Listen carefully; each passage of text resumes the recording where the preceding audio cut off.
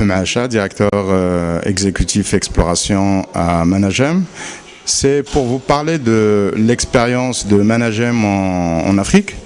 Et chaque fois qu'on me pose la question sur notre expérience en Afrique, je réponds qu'elle a démarré depuis 1928. 1928, puisque c'est c'est l'ouverture de notre première mine, et c'était au Maroc. Et le Maroc fait partie de l'Afrique. Alors maintenant, pour notre internationalisation à d'autres pays de l'Afrique, ça a commencé en 1996 et je dirais que ça s'est passé à travers un congrès, un pèlerinage des miniers qui se passe au Canada, qui est le PDEC, Prospectors and Developers Association of Canada, qui a lieu chaque mois de mars. Et c'est en participant à ce congrès que nous avons pu voir les opportunités dans le domaine de la mine qu'il y avait à cette époque-là, en Afrique de l'Ouest particulièrement. J'en parle parce que pour mettre l'accent sur la communication de l'époque, pour dire qu'il a fallu faire traverser l'Atlantique pour se rendre compte des opportunités qu'il y a dans des pays voisins. Bon bref, en 1996, avec l'accord de notre actionnaire et son soutien, nous avons commencé notre aventure en Afrique de l'Ouest par l'acquisition des gisements au Mali, des propriétés un peu partout dans la région, Côte d'Ivoire, le Ghana, la Guinée. Et puis après, nous avons opté pour une stratégie de M&A et nous avons acquis la majorité dans une société canadienne que nous avons souhaité faire notre levier de développement en Afrique.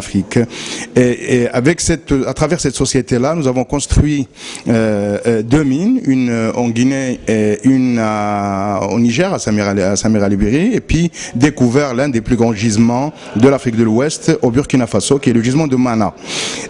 Notre choix en 2004 a été de se retirer de cette société-là pour des divergences stratégiques, et nous avons relancé notre propre développement par nos moyens propres et en propre, et nous avons redémarré par l'acquisition de nouvelles propriétés, et actuellement nous avons un des meilleurs portefeuilles de la région avec un grand gisement de taille mondiale en cuivre et cobalt en RDC qui est à l'étude de faisabilité pour une production escomptée de 50 000 tonnes de métal de cuivre, qui est une opération de taille mondiale.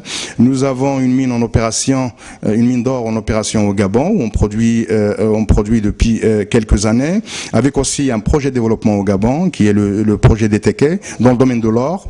Nous avons une mine en production au Soudan et là aussi on détient une propriété qui a une superficie énorme, 15 000 km² avec un potentiel multi-onces en or. Nous sommes en train de travailler sur une première extension de l'usine. Et in fine, le projet ira à des productions qui sont très très conséquentes pour en faire aussi une opération de grande taille. Sinon, nous avons des propriétés à des différents stades d'avancement en Éthiopie, toujours au Mali, et on a fait récemment une acquisition d'un gisement en Guinée. C'est une expérience que j'aimerais bien partager avec vous parce que dans le séminaire, on a discuté longuement sur la diplomatie conventionnelle.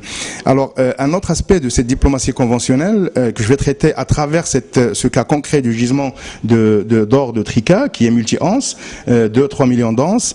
S'il n'y avait pas cette convention minière avantageuse et incitative avec l'État guinéen, ce gisement-là, ce projet-là ne serait jamais économique. Alors, à mon avis, pour partager l'expérience avec vous, l'expérience de Managem, qui est un cas de succès, le premier aspect, c'est le multiculturel et le respect de la culture locale.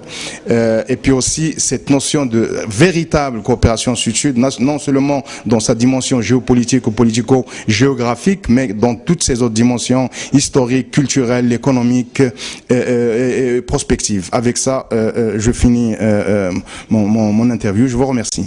Mon témoignage.